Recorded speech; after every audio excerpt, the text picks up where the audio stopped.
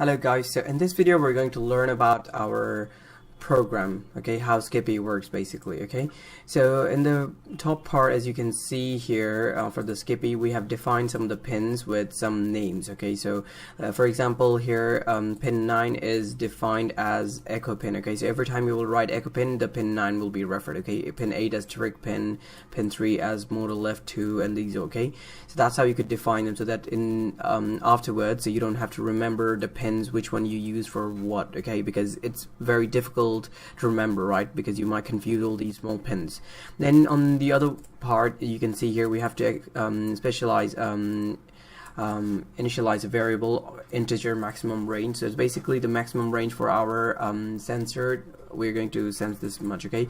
Then you have some other variables, the duration, distance, how far it is. Then you have your void set up as you've seen in the previous videos. We have like two types, and then you have your void loop, okay.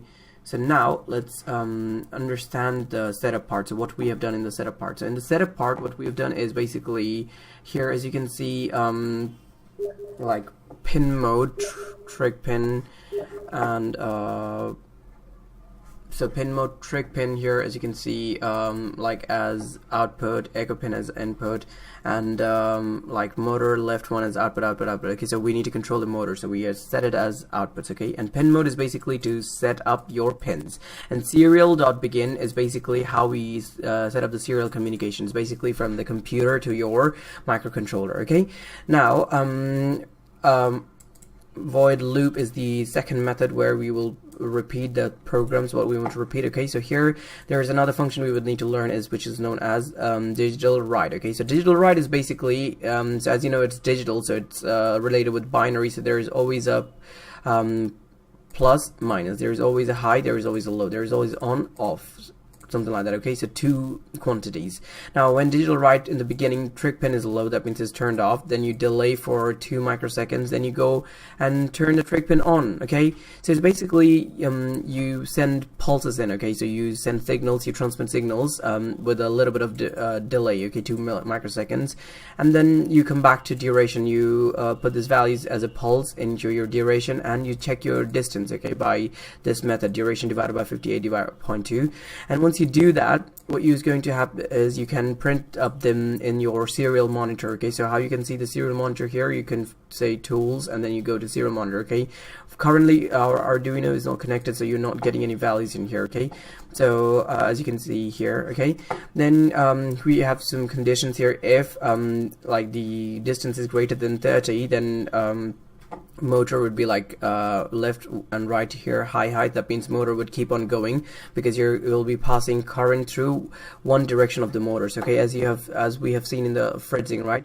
Now on the other part, basically if something is nearby, if it is in the range of less than 30, if it's greater than 15 and less than 25, so what we're going to do is we're going to like turn the motor in one direction, okay. So motor left is high and right one is low, okay. So left one is high, left two is low, okay. That means this motor is working normally as a previous one. However, the right one, both of them are stopped, okay. That means our motor is going to move towards the right direction. As you can see, right one is low, right two is low. So these are two inputs of the motors, right. So this motor is going to move to the right with this condition, okay.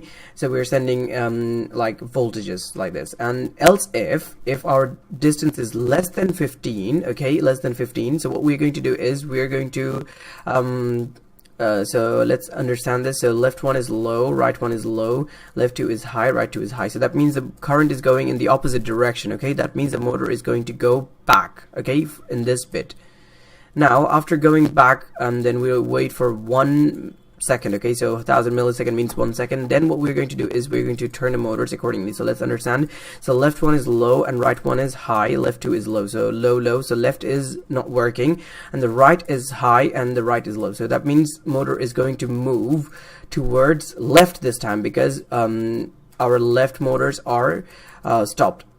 Okay, so in the previous one, as you can see here, the motor was going towards right, because the right both were low. Now our left both is low, that means the motor is going to go to the left. Okay, so this is very simple. This is one of the simplistic programs that we can use for our Skippy. So that's how the Skippy should work, guys.